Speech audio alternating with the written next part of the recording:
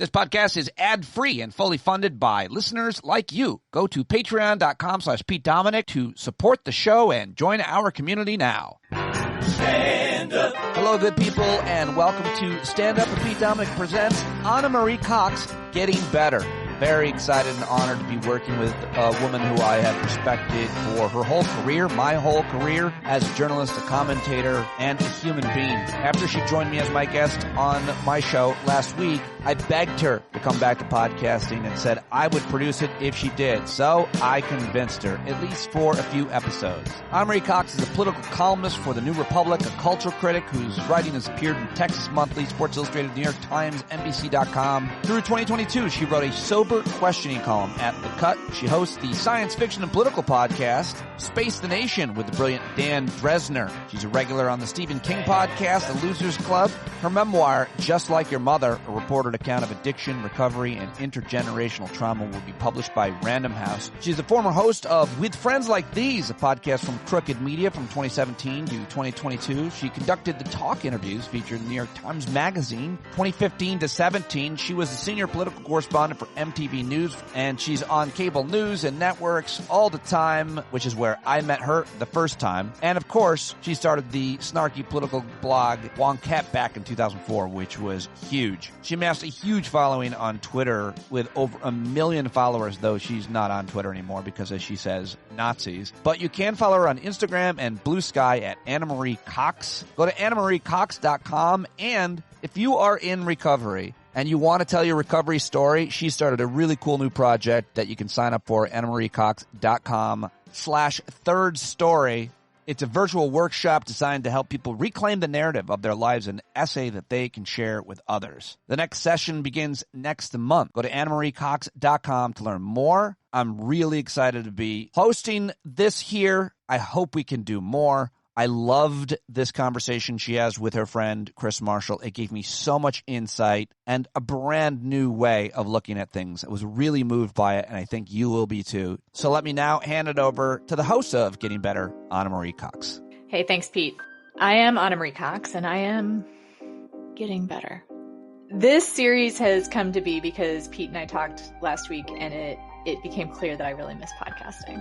I really miss having long conversations with people not interrupted by social media and people who I might not just run into, but that I have an excuse to seek out. So we're doing a little run here. I'm going to be talking to people about recovery, broadly defined, with the idea of getting better, which is a phrase that I've come to use a lot because a couple years ago I realized that not only had my life become a lot more fractured, thanks to the pandemic and other things, but that I was tired of telling people it wasn't great, but at the same time it wasn't great. So I started telling people, well, how am I? Getting better. Coming right up for my first episode of Getting Better is Chris Marshall. He is the founder and owner of Sands Bar, which is a non-alcoholic bar here in Austin, Texas. And it's the middle of South by Southwest this week, and it was very difficult actually for me to track Chris down because South by Southwest, which used to be nothing but parties, now has a huge NA, which is to say non-alcoholic scene. And Chris has been all over that scene. But we don't talk as much about alcohol as you might think in this conversation. It's about recovery as a long journey. And a lot of what we had to say was about how hard it is to deal with the fact that you're still fucking up even after you put the drink down. So without further ado, here is my conversation with Chris Marshall. So, Chris, welcome. You are my first guest. Oh, that's kind of cool. I think so. I have decided to do this as a celebration of my 13 years, God willing, which should come up in 2 weeks, should everything go according to God's plan. And it came up, this sort of series came up as in a conversation about how recovery is so much bigger than getting sober, you know? And I think what you've done is an illustration of what that is. So I've caught you right between Dry January and South by Southwest. And we've been meaning to get together for a while, but this is a hugely busy time of year for you because this industry, the non-alcoholic space or industry or whatever, has just blown up since you started doing this. When you started Sans Bar, could you ever have envisioned like this being where you are? No, not at all. First of all, thank you for having me on. I'm so excited to be your first guest, and congrats on 13 years. 12 years, 11 months, and like a week and a half. There you go. Yeah, I mean, I could have never imagined this. I did not start Sans Bar with the idea that this was going to be around for much longer. In fact, it was just a project. It was more of a, let me cross this off my bucket list. I started a business, right? That was going to be my kind of bucket list thing, and it turned into something much larger. Well, go into what it started as, because you were a chemical dependency counselor for quite some time. You got sober yourself, and then you became a CD counselor, but something was missing.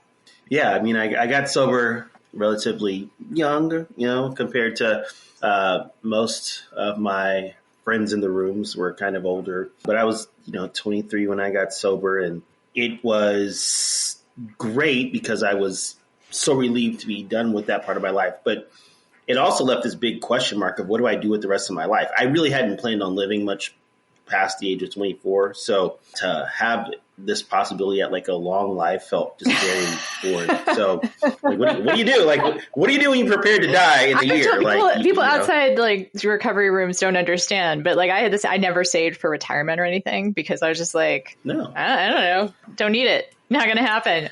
Not going to be here. Yeah, I'm not going to be here. I mean, what am I going to be here? If I'm not going to be here in a year, why am I planning for 5 years or 10 years? Or why am I planning a career? Why would I start a relationship when I'm not going to be here? And to go from that resignation to this hope that, now I'm going to live hopefully a long time and I'd like to do something with that time was kind of cool. So went back to school, became a counselor. And I will say that counseling did not help my recovery journey at all because it was a lot harder than my chemical dependency counselors made it look. A lot of, they made it look super cool. They were so sure of themselves. They had their offices, their coffee. There's also this part of it, I think, about when you get sober, like you think, oh, I could do that. Right. Because we're such smart Alex, and we're such, we know everything. Like we want to, while we're in the seat across from the CD counselor, we want to be like, oh no, okay, here's how you want to talk to me. You're doing it wrong. Right. Yeah. I think there was a point when I was like, see, the way that I would have done this is X, Y, and Z. And so, I went to this arena of helping others thinking that it would just be a quick, easy kind of transition. And I would not have any issues with hearing other people's trauma and not have my own issues that I'm still healing around to contend with. There was so much that I had not resolved in my own life that I was hoping that this would help to heal. That by helping others, as a wounded healer, I could, help myself. And that could not be further from the truth. Yeah. Talk a little bit about that, because part of my journey for sure has been realizing that the really hard part of my healing came long after I got the chemicals out of my system. Like that the trauma and the wounds and the trauma responses that I had, alcohol and drugs had helped me so much with them. It was great to get rid of it. Like it was great to feel again, but then, oh my God, I'm feeling again. So it's almost like you get sober from the chemicals and you're like, this is great. I want to help other people do this. And then you get down in the weeds, and what did you discover? Yeah, I discovered that I wouldn't say the easier part, but the quickest part is stopping the alcohol. It's arresting alcohol use. It's stopping, it's putting the plug in the jug, as they used to say. that part is the fastest part. And for some people, it takes a while. And it's difficult. I mean, like, it is super hard. It is very difficult. No, absolutely. Yeah. That's why I didn't say easy. I intentionally did not say easy because it is hard as heck. And anyone that does it is an amazing human being. But it was quicker comparative to like the rest of the recovery journey. And so putting the plug in the jug, stopping the alcohol use was where I thought the journey ended. And that's just really where it began. And that is why I think it takes a year or two, or maybe even 3, before it's clear who I am. Because for so long, it's kind of like being at sea for, several weeks. When you get back to land, it's hard to reorient yourself, right? You're still got your sea legs. You're still not certain about how to move forward. And I think that's the thing that no one tells you about the recovery journey, is that so much of it is about just reorienting yourself and just figuring out who you are. Yes, I mean, the moments where you're offered alcohol, all those things, yes, they do happen. But the Mount Everest of work is who you are 6 months and a year out from your last drink. That to me is where the journey is. I have to say that my recovery journey got super deep 10 years sober. Mm-hmm. And I feel like I've been sharing about this in my own meetings a lot. And I always want to preface it for newcomers with like, the good news is that there is more recovery to come, right? That you have gifts available to you that just keep coming, like more and more love available, more and more freedom available. The bad news is you still got that. I mean, that still takes the same kind of work that getting sober does. But let's go back to your CD counselor. Not as easy as you thought it was going to be when you were like sitting in the other chair, and you're listening to people and you're realizing that you have things that you need to deal with. And also, I know from talking to you before, there was a lot of pain coming through your office. Mm-hmm.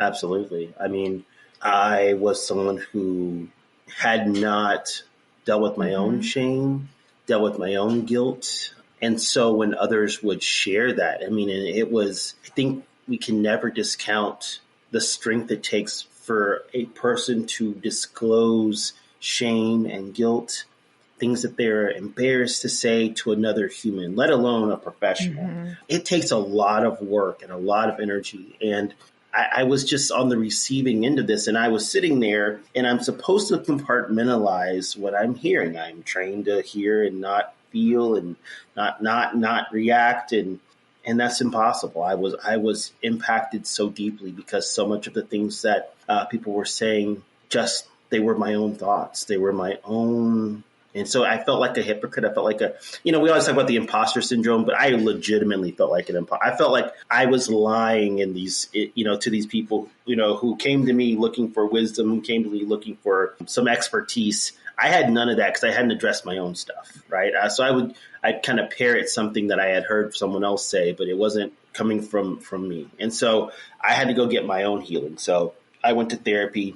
I was already in therapy, but I definitely deepened my therapeutic relationship. Found a therapist who was willing to sit with me and talk with me about what I was experiencing as a person on their own healing journey, but also as someone who was helping other humans. And that's where I learned about secondary trauma. And, I was working with first responders, and in a detox facility in Buda, Texas. And these were first responders. That means military, firefighters, police, and other law enforcement, and also military folks who are going to go off to treatment in San Antonio. And they were just sharing things that they had never shared with anyone else. And you can imagine in those jobs, the things that they see, the things they experience, the things that they perpetrate are hard things. And because I wasn't prepared for that. I was taking a lot of it home with me. Right. And so I had to go do my own work around that stuff. It was a job I absolutely loved, but a job that was much harder than I believed it would be. And certainly did no favors for my sobriety.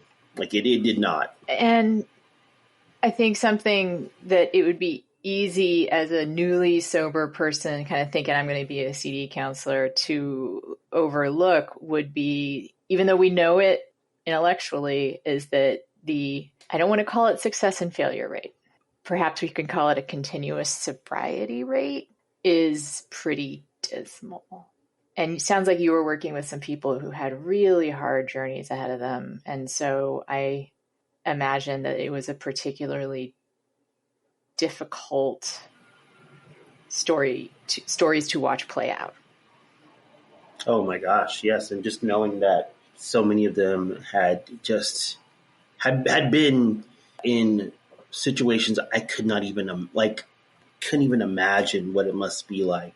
I would they would leave my office and I would just sit there, just kind of like, don't know how this person's going to make it. I don't know how they're going to survive. And some didn't. And, and that was something that I had to live with as part of my job, is that some people just were not going to make it.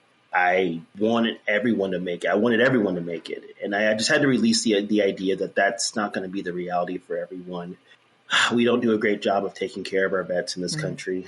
And so many of them were able to find sobriety, but ultimately ended their lives at their own hands because of the lack of services. It was a hard thing to be a part of. And so what I took away from that time in my life was that, more so than anything else, the through line of everyone that came into my office was they knew alcohol was not serving them in any meaningful way, but then they also needed a way to connect to community and be part of something larger, be part of something greater than themselves. That was the only thing, an Army veteran and someone who was 19 living in East Austin had in common, was that they both shared this need for connection and community. And not everyone is served well by the rooms of AA or any 12-step program. And also those rooms take some getting used to. There's a language and a culture. And also, like, one of the things I kind of like about 12-step is sometimes I say, not there to make friends. It's in some ways deeper than that. It's like but it isn't a social club. Yeah. Yeah. And I don't mean to put it down. I feel like I don't mean to put either social clubs or AA down by saying that. But I want to say, because it can't be always counted on as a consistent community for any one person. Mm-hmm. And so what happened next, Chris? I mean, I now that I'm thinking about, I've told the story a million times, but I think about thinking about it through this lens of where I was as a professional. I just was so burned out. I've been doing it for 8 years. I worked at all levels of care, from outpatient with integral care, dealing with, dual diagnosed individuals, to this detox center out in the middle of nowhere where people from out of town, out of the state of Texas, would come to treatment, to detox, and they'd run away only to call us an hour later saying, I don't know where I'm at in Texas and this is terrifying. I feel that way sometimes. It was great. It was great. You had these people from the East Coast. They had never been to Texas before. And when the sun is up, it was like, oh, I can find my way back to the street. Come sundown, come night, when the coyotes are howling, it's a different place, isn't it? And, and it was great. People would just be like, I don't know where I'm at, but this is weird. We were 10 miles from any major city. So it was like this weird thing. So I had all these great experiences, but I was also just very burned out. I was very, very burned out in therapy and needed a new direction. I just knew that this was not serving me the way that I thought it would. My real breaking point, I don't know if I've talked about this before, but one of my superiors just said that, hey, we're going to lose people, and that's part of the deal. Like, you just got to, oh, well. Mm-hmm. And I'm like, I don't know if I like that. I don't know if I love the idea that part of my job includes just giving up and accepting that some people are going to die. I think that if this was any other kind of care for any other kind of people, that would be unacceptable. The fact that people just die, and it's unavoidable. I mean, in all levels of healthcare, you're going to lose people. But it was the resignation. It was the way that it was just like, it's part of the deal. And if they don't get it, it's their fault. If they don't want to go to the rooms of 12-step rooms, that's their fault. It's all on them. And there's nothing you can do about that. You just earn your paycheck, retire in a few years, and live a good life. And it just broke me that was the way that it had to be. So I was already looking for a way out. And then I had a client who came to my office on a Friday night. This client was a successful attorney, had an amazing life, had seen the world, had family, and most importantly was this soul like seltzer water, just like bubbly and happy and infectious. And we had a talk on a Friday night, and the conversation was about how they were struggling to abstain from the happy hours. And part of their job is taking clients out and making these connections. And this person knew alcohol was absolutely destroying them, but couldn't imagine how they could proceed as an attorney through life without it. That was a Friday evening, literally at 4:50. I left work at 5, and I come back on Monday and I found out that person died in a drunk driving accident. And it just seemed to me that, again, just chalking that up to this is what happens and this is how it is. It just broke me. It bothered me because not only because I had just talked to that person, now that had happened before, I talked to people and they die, but this person was saying, if I just had somewhere else to go, if I could just go somewhere with other people, if I could just bring my friends, for a happy hour somewhere else, if I could just have a place, I could be okay. And now that person was gone. They weren't coming back. We'd have to have the talk with the clients. We'd have to have group facilitation where we talk about this loss. Of course, as a mental health professional, no one cares about your mental health. And so, that was the moment in which this idea I had a while ago to do a kind of alcohol-free bar went from just this idea in the back of my mind to the only thing I wanted to do. And that was December of 2017. Well, that was the fall of 2017. And by December 2017, I started Sands Bar. So 7 years, just about six and some change since that. And Sands Bar has grown from, you did a truck at first. Is that right? I remember you telling me the story. I did pop-ups. Pop-ups. Couple pop-ups just all over Austin or wherever I could find space. I didn't have any money and had never opened up a business before and just, again, wanted to do something different. And so I was still a counselor. I still had my license and everything. I just decided to do this kind of Friday nights, pop-ups. And I would find space wherever I could. For the longest time, we were up at North Lamar behind a antique shop and hair salon.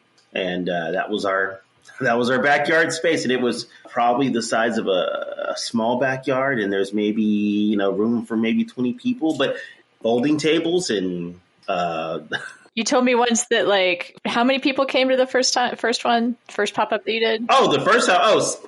Six people. 6 people came. 4 of them were my relatives. It was not a great showing. The first 1 or 2, really. Yeah. I mean, there really weren't a lot of people there, but I wasn't doing it for them. Right. I was doing it for me. Right. And I kind of want to fast forward to the amazing success and response that you have gotten and are getting today. But as someone who's had to restart my career a few different times, and most recently you've been a witness to some of the kind of restarting that I've been doing, I kind of have a question about the mental health piece of doing that restart and taking a chance on something new for you, something risky, something that there are ways in which I feel like my trauma got reactivated and having to start over again. So what was that piece of it like for you? Yeah, I think there was a lot of challenge. Again, just like with the counseling thing, thought it was going to be one thing, completely different, completely different thing, right? And I was like, I'm going to be my own boss. I can set my own hours. I'm just going to be be open for business and all the money's going to come in. And that is not what happened. And that's seldom what happens when you start your own business, when you bet on yourself, when you leave your job. Most times it is hard. It is really hard. What you don't realize is that the reason you feel emboldened to dream of leaving your job, leaving your career, is because you have a safety net of said job and career. When you actually do it, you are on a tightrope and there is no net. There is nothing underneath. It's just you. And that was a bit of a surprise. And I had to navigate like moving through that. And what came up for me, especially because at that point, then I started to have kids, and Sans Bar did not take off for the longest. And I mean, in many ways, it's still becoming. But there was 2 years maybe before I was in a place where I could comfortably rely on Sans Bar for my income. And in those 2 years, it brought up a lot of the old issues that I faced when I was a kid. And my mom was a single parent. And after my parents' divorce, there was a period when we ate mashed potatoes every single day. That was our meal. There was times when my mom didn't eat. And, my sister and I would just, have food. So it brought me back to that place of scarcity. And I could feel that version of myself that, me at 7 or 8, that uncertainty was present. And I think you just learn to move through it. I think you get to a place where you understand that your options are either you're going to just deal with this and sit in the discomfort, or you can just go back to work. You can find some place that works for you. And for me, I realized that yes, it would be so much easier for me just to go find a job with a salary and clock in and do all of the things. But I would be betraying the version of myself that has come this far and that really loves being an entrepreneur. The idea of like going back to work for someone else is something that I'm not afraid of, but I know that in doing so, I wouldn't be honoring myself, this version of myself today. For me, one of the interesting parts of restarting and taking some stronger bets on myself has been the way that it also brings up like childhood stuff with my mom and I not being financially secure. And she grew up very poor. And I think her panic around money, although we had some iffy times, but I think she always ate. I'm pretty sure she always ate. But, there were lean times. There was, some utilities getting cut off now and again. But I never felt hungry. I always had clothes to wear and stuff. But still, I think it's that she passed on like this panic around it. And what I've sort of noticed in myself around it is that there's a disconnect between what I have and what I think I have. Like sometimes I don't have a safety net, but I can get like, I can't see what I have. My mind goes to nothing. Like I do not have enough. And then it goes beyond, I do not have enough. It goes to, I have nothing. You've seen me in this panicky place, Chris, actually. And I think because my mom was, an alcoholic herself and not really able to parent me, what I see is also I go to that panicky place because I think I have to take care of this right now. I have to take care of myself. No one else is going to take care of me. I have to take care of myself. What am I going to do? What am I going to do? What am I going to do? And part of my journey has been to be okay with like sitting back and being like, this is really scary. This is things aren't very certain right now. And we can just sort of sit here a little bit and just acknowledge that it's really scary. We don't have to stay here. We can, and also I think, because for me, I want to push past discomfort and go straight into like pain and fear. That's more comfortable. Mm-hmm. But like what I think, I'm not a parent, so you tell me, but what I kind of think a good parent would do was you don't have to solve the problem right away. You can just say, yeah, this is bad. Like, this is an uncomfortable situation. Absolutely. And I think the part of ourselves that we are responsible for reparenting, we must be mindful that that's what we should do in those moments, is to not not go into just panic, but at the same time, sitting with this and feeling the discomfort of it. You are on a tightrope. You don't have a net, but you don't have to lie to yourself and say that it's a 10 mile wide. I'm not going to no. You're on a tightrope. It is scary. It's scary. It is precarious. And just letting the tightrope be the tightrope, letting it be the thing. You don't have to put some spin on it. You don't have to also catastrophize. You can just accept things for what they are. And to me, that when you started talking about that, I was like, oh, that's some emotional maturity. That's a whole other level. And I think that's that when we're talking about like that 10 years plus of sobriety, like you start to sink into like that reality that I don't have to manage emotions. I just have to appropriately move through them. I don't have to be on or off or override things. I can just respond to them in an appropriate way. If I'm angry, I can be angry. I don't have to be furious and flying to rage. I also don't have to wash over it and say that, oh, I'm not really angry. No, I'm angry, and allow it to be what it needs to be for the appropriate time and then move through it. And I would actually say for me, it's almost like I don't know what the appropriate time is, but to trust myself that like I will be okay. I mean, I will stop feeling this way at some point. Eventually I'm going to stop feeling this way. Because what's terrifying, I think, to me, as an addict, alcoholic, and this is something I think people who don't have that in their lives don't quite understand, is that it is preferable to know what you're going to be feeling, even if it's bad, than to not know the feeling that's coming next. 1,000%. Like I would rather be in panic and fear than risk whatever else is out there. Give me exactly what's on the menu, and I can deal with it. Just don't throw me a curveball. Like I don't like this door number 2 kind of business. Like just. So doing Sans Bars required you to do some of the spiritual growth that you were looking at with being a CD counselor. Mm-hmm. Oh, absolutely. And I think that that's the beauty of letting life take its own shape, is that just by going with the flow, I was able to get the things that I needed as an individual from entrepreneurship instead of being a counselor. And the counselor years led me to this world of entrepreneurship.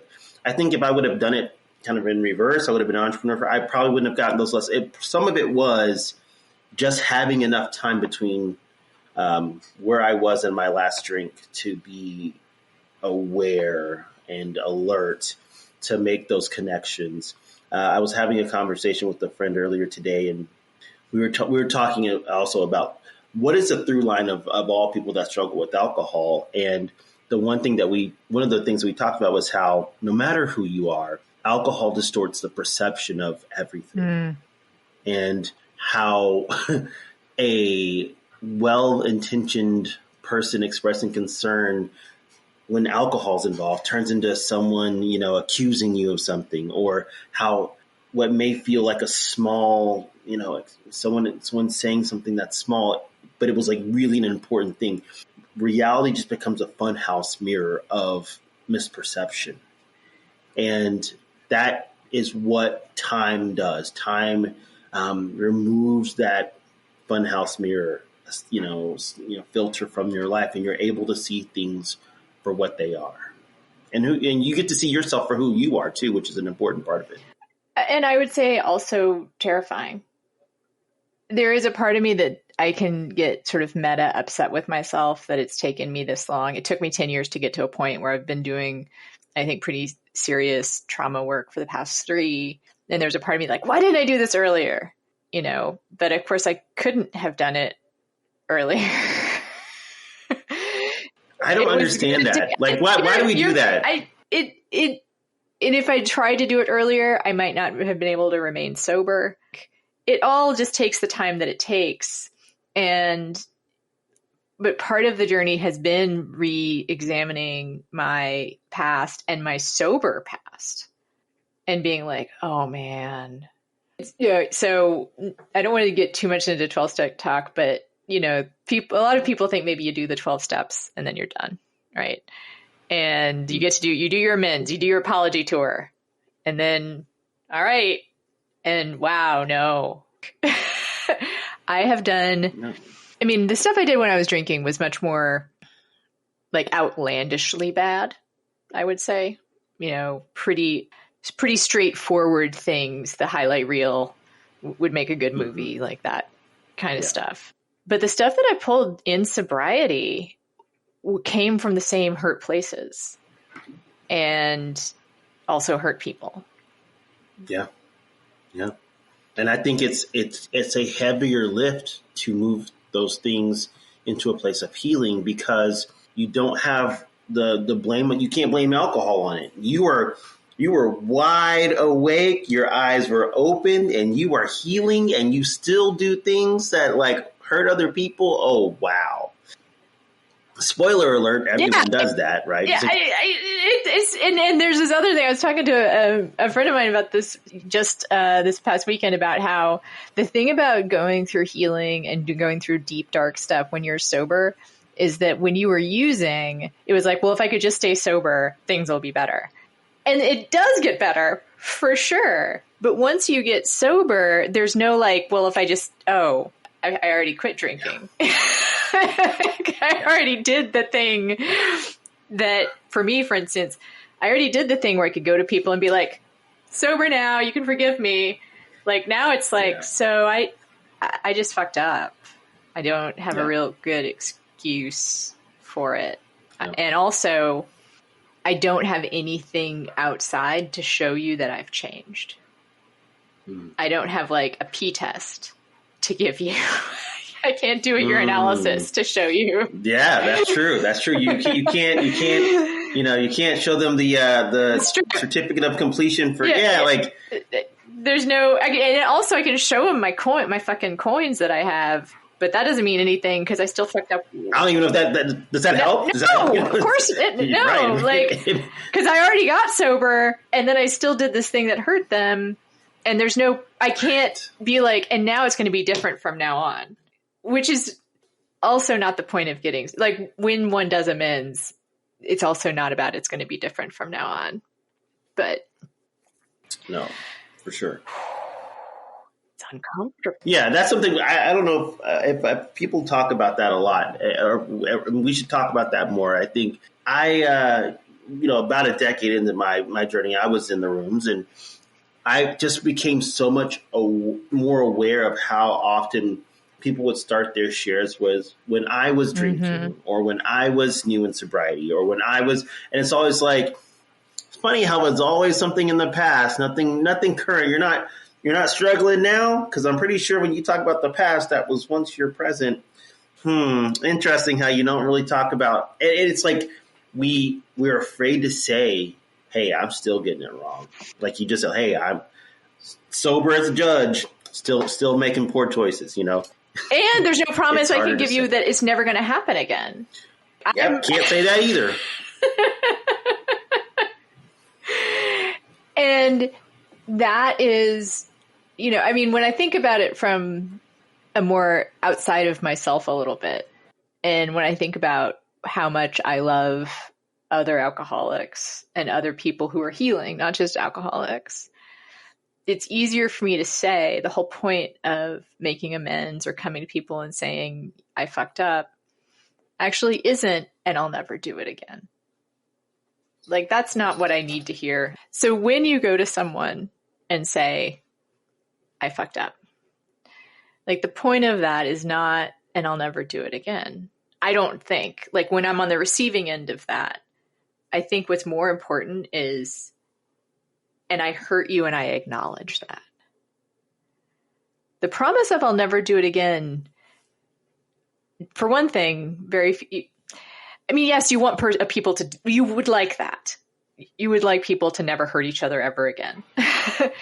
And maybe the best you can do is I won't hurt you in that way again. But do you hear what I'm saying? Like, oh, I definitely, I hear. And I mean, I always, every amend I've ever made has always ended with, and what can I do to make it right? Yes. And that always is like, that again doesn't undo what happened. I think I've always liked that because it says that what I did is concrete. Like it happened. It's marked forever in time. I'm not looking to erase it. I'm looking to do something beyond that. And whatever I can do to make it right is the justice. And I've always liked amends for that very reason, is that apologies, other forms of atonement don't offer the opportunity for justice. And what you're doing, in that moment, if you say, what can I do to make it right, is an opportunity at justice. And it is also still not saying, and I'll never do it again, which is, I think, important, because what you're saying is I'm going to do what I can right now. I don't want to make you a promise about the future because I can't control that, really. It's like, I want to address this thing that happened and fully acknowledge my responsibility for it. And it's funny, I did a fourth and fifth. We'll not throw around too much jargon, but I did a 4 and 5 this week. And one of those things is when you talk about your resentments and whatnot. And I actually mentioned I was doing a resentment about my mom, and I won't get into the whole story, but something happened while she was drunk. And one time she kind of confronted me about why I had been estranged. And I told her about some of the things that had happened that she had done. And her response was I'm such a terrible mother, and I'm so sorry. And I know I'm worst mother in the world, and I would have done anything different. I'm so, very alcoholic stuff. And my sponsor said, "What do you wish she had said?" And I realized all I really wanted her to say was, "I see that I hurt you."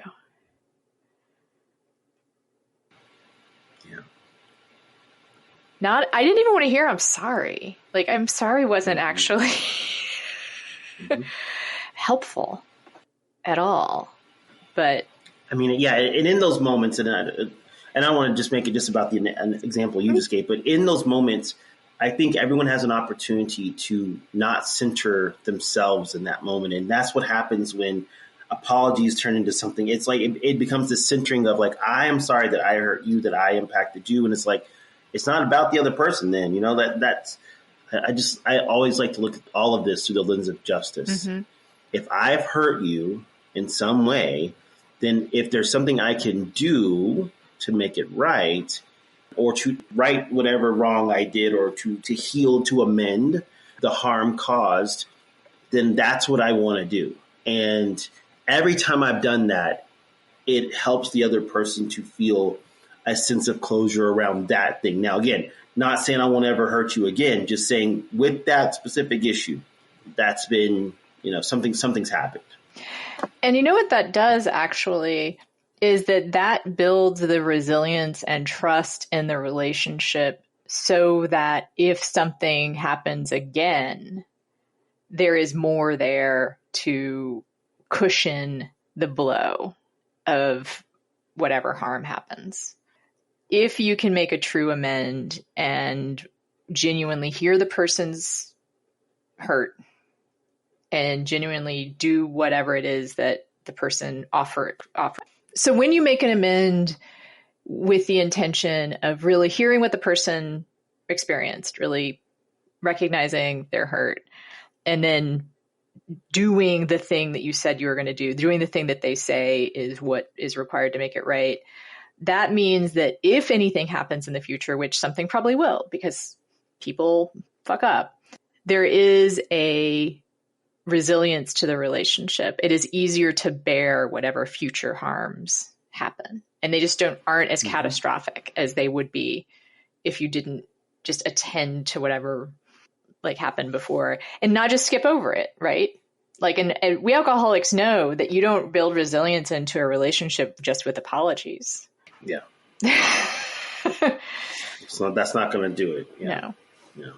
Yeah. The last thing I'll say on this is that there are times when I've said, what can I do to make it right? And the person said nothing. And in a few cases, I think it's helped the other person to realize I'm angry about something that I don't even know why I'm upset about the situation, or something happened. And it's just, it's so interesting when people are like, there's nothing you can do. Well, that also tells me that there's nothing more I can do other than to offer that I'm here to talk through this with you. But a couple of times it's been actually helpful for the other person to say, there's nothing you can do.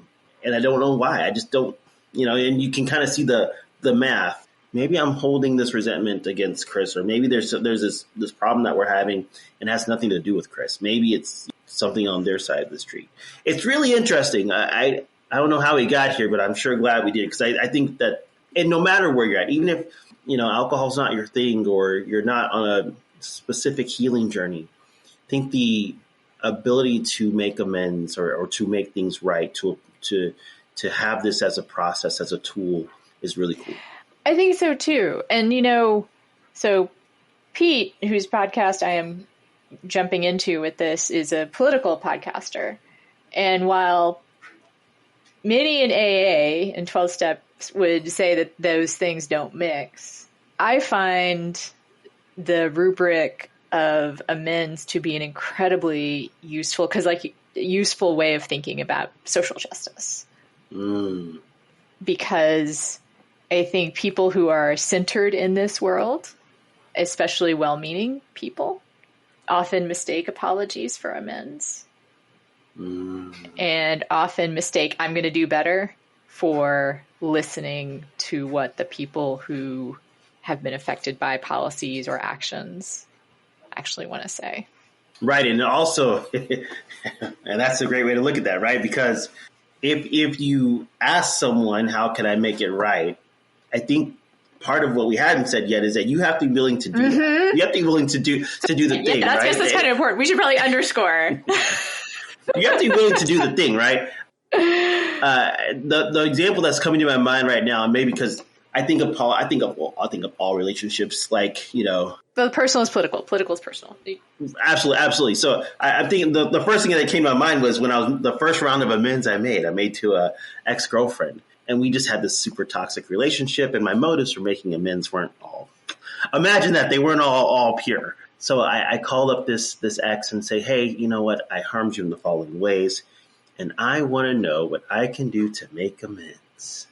Expecting, well, maybe we can have coffee and we can talk about, that's what I'm thinking. I'm thinking it's going to be like, well, maybe I can invite you into my life and we can rekindle things, and then things will be wonderful. And that's this amazing, incredible person who was on her own healing journey said, if you want to make things right with me, Chris Marshall, you can lose my number and never call me again.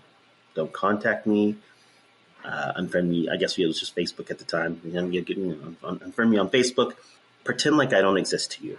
And that just was not what I was expecting. I was expecting this whole other me-centered thing in it. And I think that the same thing can happen with politics or with the ability to like we're talking about these amends, right?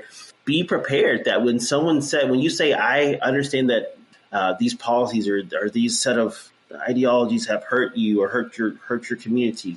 We want to make it right. How can we make it right? Be prepared to hear something. And if you're not ready to hear that, if you're not prepared to hear that, or if it's self-serving, like that was my point. Like if they're self-serving, like you think you're going to get, well, you know what? I'm just going to let you off the hook and don't worry about it. You may not get that. I think in politics, a lot of times it's just like, let me tell you how I'm going to help you. It's it's a version of not hearing it's almost one step before even hearing what people want, because it's not even asking what they want. It's assuming you know what they want.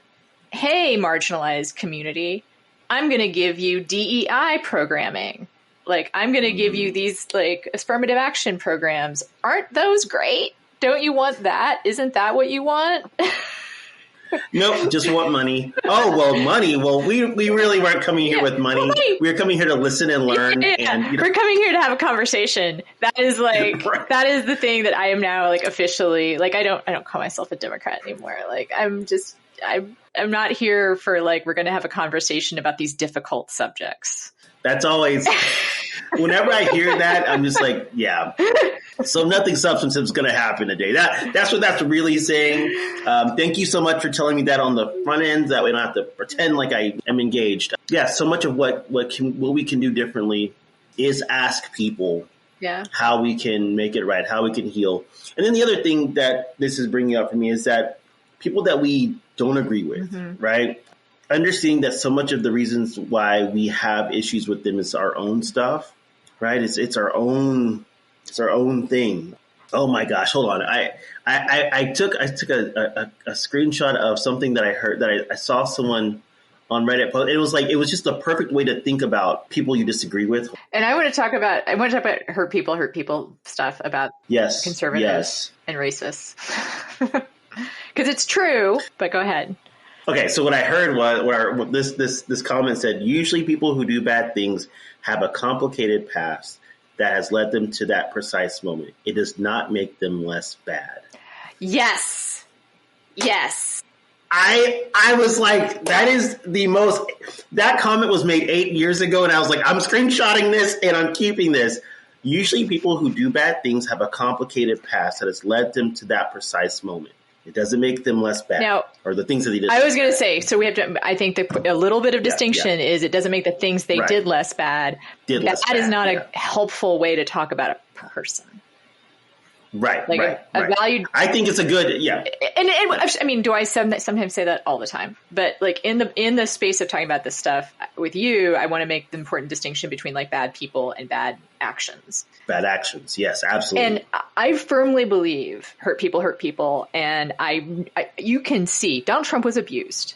Like he was emotionally abused by his father, clearly. And he has perpetrated abuse. He has perpetrated abuse on an incredible scale. And when I say he was abused, I am not saying we should forgive him or we should feel bad although actually I do kind of feel bad for him. Like, as a human, I question someone who would not feel bad to say for another human being to go through any level of abuse. That's kind of weird. But the other thing that I often want to say when I talk about this touchy-feely part and the part about where I do think we should have grace for every human, every human, is that not everyone has to have grace for everyone at the same time.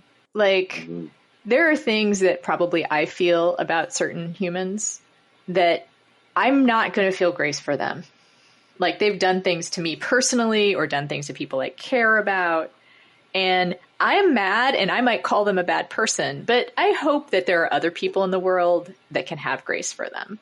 I don't think we're all called upon to be all forgiving or all grace for anyone at any one time. Like it's just, I think should be aware of where that is coming from. And I do think that my life gets better when the more people I can have grace for, like selfishly. And I think grace is, you can still have grace and still do the first part of this. It's like to recognize that people who are bad actors, who are done bad things rather, have a complicated past. And having grace for them says, I can see how that person got to that place. But I don't think grace means grace and forgiveness or validation of, I don't think that those are the same. And justice is completely different too.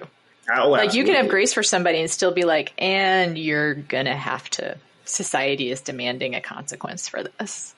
You're going to have a consequence for your actions. I mean, yes. I mean, I think, again, two things can be true. Yeah. And I feel like that's what we always get into this false dichotomy of like, if you have grace for someone, then they must be innocent or that you must forgive them or that what they've done is, no, that's not what anyone's saying. What we're saying is that people who have done things that are not healthy have a reason for the reason how they got to that precise moment through some way. I'm going to make an observation that you feel free to push back on, but I was going to say, I think that might be something that's harder for centered people to understand than marginalized people. I think maybe. I don't know. Although white people have a lot of grace for white people. So I don't know. I think I think the frustrating part is that because I think all human beings, well, not all, let me say not all anyone, but most human beings, let me say that most human beings have a capacity for grace, right? What I think is frustrating is when that grace comes with absolution. And I think that is I think what hurts some folks in some communities is when it's like, oh, well, of course we understand how segregationists got there. It's complicated. We understand but we're not going to just say that that's just, you get a free pass and don't worry about it. And grandma was just doing no, it was still wrong. Right. It was still wrong. Right. And so, yeah, I think that's the difference. Yeah. I think that it's just also easy to overcorrect. I think I just hear a lot of my fellow well-meaning white people when they get so angry about the racism of Trump and Trump supporters, and they just make fun of them and see them as reckless hillbillies. It's not that I want them to then there's another class of white liberals who are like, oh, they just are economically disadvantaged and need to be understood. And there's neither of those things feel right to me. No, someone can be a racist, but also need to be understood. Both of those things can be true. I don't want to mock racists in a way. I mean, no, I do. Actually, that's not true. I really want to mock racists. I could do that for a living, actually. I think the question is, though, I'm trying to figure out, I'm trying to figure out that place of hold people completely responsible for their actions. Mm-hmm. And also at the same time, not make them less than human and still see the connection between the two of us. Oh no, for the grace of God, go I. Absolutely. Yeah. I just think that some people make their whole career of making fun of racists. And I've always wondered to those people who have done that and done really well at that, do you want to solve racism? Do you want to eradicate that? It's not a problem that you want to solve, because I feel like what happens is people become almost dependent upon its existence, and they do nothing to actually solve the problem. Because I don't think that making people who are dangerous the butt of your jokes, the butt of your commentary, the way that you sell more concert tickets when you come into town, or your book sales increase by your podcast, you go viral. I think that all of that is, that what you are doing is alienating those people further and further away from center. And the more extreme they are, the more dangerous they become for everyone else. And you know who they really become dangerous for? Probably people who don't look like you, if you're a well-meaning white person, right? That's where it's you don't understand. You're not creating danger for you. You're creating danger for me, right? We don't have the same luxuries in this society, right? That is really well said, Chris. That is actually, I of course could rely on you to have that insight. I've been struggling with exactly how I feel about that, what you're talking about, because it's something feels wrong, but it's not that I don't want to make fun of racists, because I do. But you're right. Sometimes it feels almost too easy. Of course, it's punching down. It's punching down. It's punching down, and punching down never works as a long-term strategy. And again, it doesn't work politically. Actually, look at Trump. People punched down on Trump. Well, they punched at Trump and punched at his supporters over and over and over again. He's as popular as he's ever been. Right. Now, and again, we can't. I'm sure if we had more time, we would fix this between the two of us. I just feel like giving people nowhere to go, nowhere where they feel accepted or heard. My question has always been, and I don't think I've ever even asked you this, is what happens when someone realizes that they were going the wrong direction politically? What happens if you? I don't know. I'm just asking. I'm asking what. I don't know. I mean, sure, I guess I'm asking you, but what happens? So case study, right? Someone is center, whatever. I don't want to give it a direction, but they get more extreme with their beliefs. Their beliefs put them in a place of alienating from their family. Their community feels like they are kind of losing it, and they fall down the rabbit hole of echo chambers and social media, and they become emboldened to take to the streets. But then one day, and again, magically, they wake up and they realize that they were wrong. How do they come back? What happens to that person? There's actually a really interesting science to de-radicalization, and most of it centers on the how do you get to the one day they wake up. But I think it also answers your question, which is a lot of research, ironically, not ironically, but just sort of maybe fittingly, was done on de-radicalization during the War on Terror. And it seems like a lot of people in politics have forgotten that we have literal playbooks written by the CIA and the FBI about how to approach people who have been radicalized and how to start to de-radicalize them. And Chris, this is going to bring us full circle. It often starts with making a connection on a human level of some kind outside of politics. I used to advise people, like when I had my old podcast and, during the height of the Trump years, and people would talk about family members who had been radicalized and that. And I always want to be careful in saying, like, if someone's been radicalized and they are talking about your group and you do not feel safe, it is not on you at all to interact with that person on any level. But let's say it's a family member, you're both white, they're both straight, then actually it's kind of incumbent upon you, I would say. But if you go gardening together, walk the dogs, thrifting, like find a thing to do together where you're going to talk about something besides politics and create a connection where that person trusts you and perhaps knows that you don't agree with them. Then you can become that person's contact point for what you're talking about. The surest way to lose somebody completely to a radical idea is to cut them off from everyone else and to not figure out a way to have them back in. And again, be very careful. There are cases when if you are threatened, if you're not safe, if it is not incumbent upon that one person to reach out and to remain available, right? But there are some of us who have enough privilege that I think we can keep some doors open. And it's a balancing act, because I also think that, like, I have friends who are more conservative than I am that I'm probably never going to talk about publicly or let people know that we're friends, because another de-radicalizing strategy is, like, it can't be a for show friendship. It can't be like, yeah, that makes sense. How open-minded we both are, that we're friends with each other, even though we disagree. Am I making sense about, like? No, that makes a lot of sense. I mean, and I didn't even think about the War on Terror and how that is I didn't even think about it, but there, of course, the CIA spent years, probably millions and millions of dollars. Just deprogramming, and it makes sense to me that, and I guess what when you were just talking now, I was like, oh, but there's a way to get, before they ever get to the taking to the streets and, going down the rabbit hole of Reddit and all the other places, there's probably that moment when you can choose to unfriend them on social media. And all I'm saying is maybe don't. maybe don't. Take into consideration all the things. All the factors, of course, all the factors, safety, safety, and of course, number one, of course. I'm just saying that I think that it is much easier to close that, to unfriend them, to mute them, to block them. And I'm just asking, does that make it easier for that person to come back home? And my piece is also, in I think the other piece about this that's actually kind of important in the age of social media is, what I would say is, and I actually have a couple people in my life that this is what has happened, which is that I have unfriended them and blocked them, don't follow them, but I have their number and I have texted them.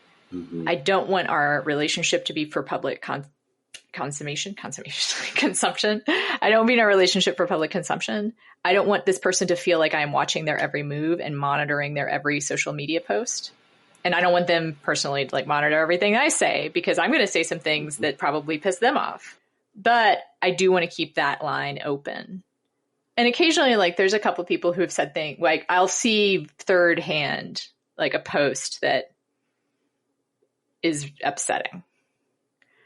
And I'll be like, hey, I saw you said what, such and such. Do you want to talk? Because, I'm one of those people that you just said, like, is trying to undermine the whole country and trying to, like, turn everybody gay or something. Like, right. I mean, because we've known each other for a while, and I think that I'm not part of that. So, and it's social. I think nothing has happened. I have to say, it's not like I've changed any minds personally. Right. I mean, I think that if social media was not the place where we did all this discourse, I think things would be a lot different. I think that the anonymity of social media, the way that people feel like they are being seen and heard and validated is the problem. Mm-hmm. It's social media foments division. It is designed to foment division. It's designed to make you angry. And that's if you are left, right, or center, it's designed to make you angry. There's literal rage bait. Dopamine hits. Just to make you Dopamine hits, yes. man. Gotta get that sweet, sweet dopamine in. And it's just wild. I often wonder two things, how life would have been in two things. First of all, Harambe. We killed Harambe and then the world just changed. Okay. The gorilla. Yeah, sure. Nexus point. That was a huge point. I want to see the Marvel's What If where they don't kill Harambe. Harambe. I seriously wonder, I don't know, but I feel like such a perfect soul was just lost to eternity, and we would have been different people. Okay. The other thing is, what if there was social media never had a comment section? Like if you couldn't argue with strangers on the internet, what would it be? What would it be? So funny. I actually so I had my very popular blog 20 years ago, and it did not have a comment section. And the person that ran it, I never owned Wonket. I was just the founding editor. Gawker Media owned it. Nick Denton ran Gawker Media. And I remember him coming to me and being like, we're going to put comments in. And I was like, nope, I will walk. And he was surprised then, but I was serious. I was like, this number, for me, it partially came from, this is my site. And I want it to be a reflection of what I have a vision for, and comments will make it into something else. And part of it was I don't want to fucking see people tear each other apart. And I also don't want to have a cheering section. And it's going to turn into one or the other. Let people figure it out. Let people figure it on their own. I don't know. I mean, and as much as we dump on legacy media, I think there was something really interesting about consuming the facts, although they were, of course, told through the lens of whoever it was. But it was something about just that being a very solitary thing. And then you would take the facts and information, you'd have conversations around the water cooler or wherever it was, right? The fact that you could now argue for hours with a complete stranger. Yeah. And then because I kind of want to somehow get this all back to Sandsbar. So my other observation is that I have seen you can have a successful comment section. And actually when I worked at Time Magazine, we had a good blog called Swampland that I was very proud of, and it had a comment section, and it was a good comment section because it was curated. We were pretty tried to have a firm but loose grip, a present but loose grip, allow discussion but don't allow people to be dicks to each other. And I think it speaks to, and here we're going to get back to Sandsbar, the kind of atmosphere that you can create in a certain place. Wow. Well, that was an expert level turn right there. Wow. Well, that you can be very intentional about an atmosphere that you create, right? For sure. And that is what I've learned, is that I read a book called Designing Experiences, written by Chip and Dan Heath. They're brothers who write amazing books. But this idea of creating experience is such an important one because it changes the way that you think about the environments that you create. And social media is an experience. And I'm so glad that what we have at Sandsbar is an opportunity to have an experience where people can get to know each other, and people can share space and share drinks and share stories and share dancing and all the good things without alcohol, which I think is, part of the intoxicant of alcohol is that perception, right? It changes our perception. It skews how we look at things. Dopamine and anger do the same thing. It warps our perceptions, right? Yep.